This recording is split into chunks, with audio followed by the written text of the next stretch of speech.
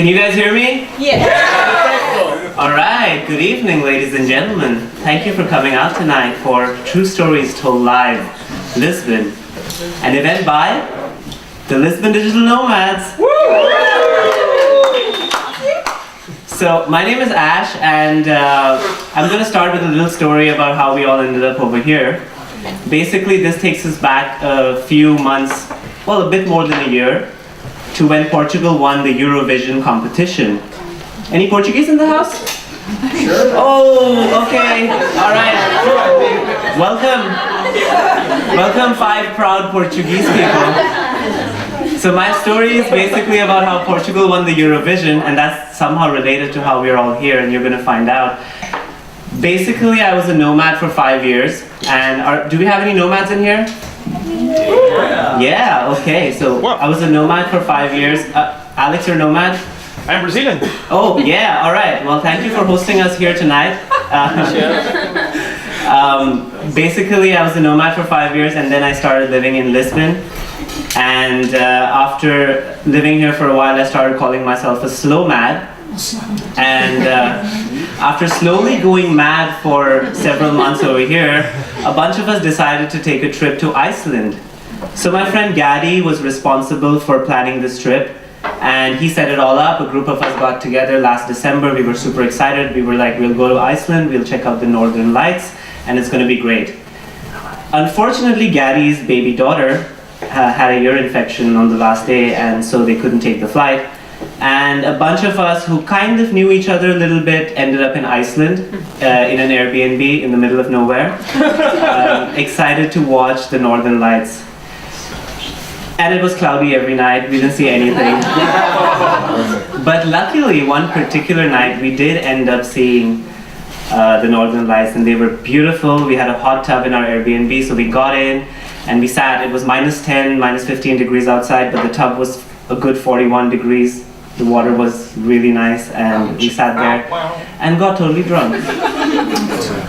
And one of our friends, well, a person that we kind of knew because he was mostly Gaddy's friend and he was part of the group because of this, got really wasted that night, and he kind of had a meltdown because of the cold, the dark, the whiskey, and the heat in the tub, and the Northern Lights perhaps had some kind of magnetic effect. I don't really know if that kind of thing happens or not. And he had a total meltdown. He told us that he hated us, and he just left the Airbnb. And the next day, we were like, okay, we were in Reykjavik, and it was cold and dark and snowy, and we were depressed. Which was kind of Icelandic of us, if you think about it. And so we were like, okay, how should we cheer ourselves up? And we decided to go for a comedy show in Reykjavik. And at the comedy show, I was like, okay, this is really cool. Why don't we have this in Lisbon? And I was there with Zara and my friend, that guy. Some of you may know him from the stage over here. He didn't used to be called that, but then he changed his name to that guy, and now that's how we all know him, and I'm not even allowed to say his real name on stage. I said to him, dude, this show is so great, we should totally do this in Lisbon. And he said, yeah, dude, if you do this in Lisbon, then I'm totally going to go up on stage and I'm going to do it. I'm going to do a set of comedy. The thing is that, you know, he was joking, but I wasn't. So I went up to the headliner that night. His name was York Underwood, a Canadian guy who lives in Iceland, because I guess he doesn't like to be happy. So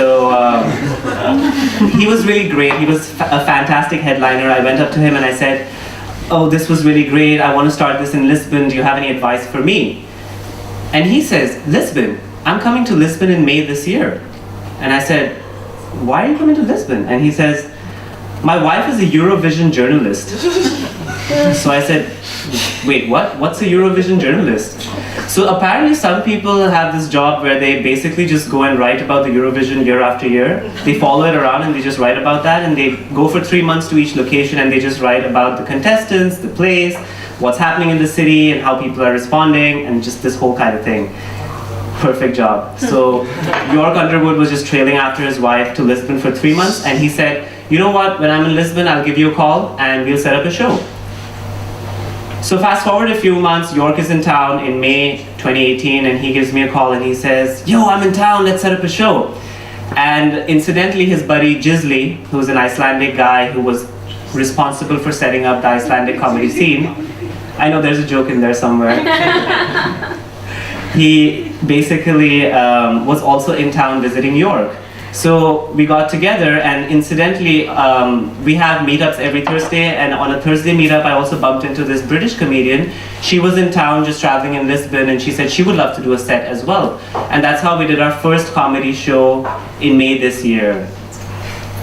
And then a few months down the road, we've been doing comedy shows regularly. Some of you have been coming to them, some of you are new to the scene.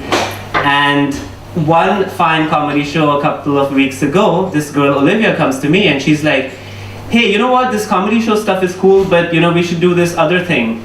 And I said, what thing? And she said, we should do this thing called True Stories Told Live. And I said, what's that? What is that? I've never heard of that. So she said it's this thing where people come out and they tell a story which is from their lives. It's about 5 to 7 minutes long. It has to be a true story about themselves, and they tell it on stage to other people. And I was like, really? People come and watch that? And she said, yeah, people do that. And I was like, okay, all right, let's try it out. And apparently, they do come and watch that. So thank you all for coming out to watch this show tonight. And we're gonna have a couple of people come up here and tell some really cool stories. I'm gonna introduce, well, since I already told a story, I'm not gonna MC tonight. I'm gonna introduce our MC. He's Jonathan. Please come up on stage.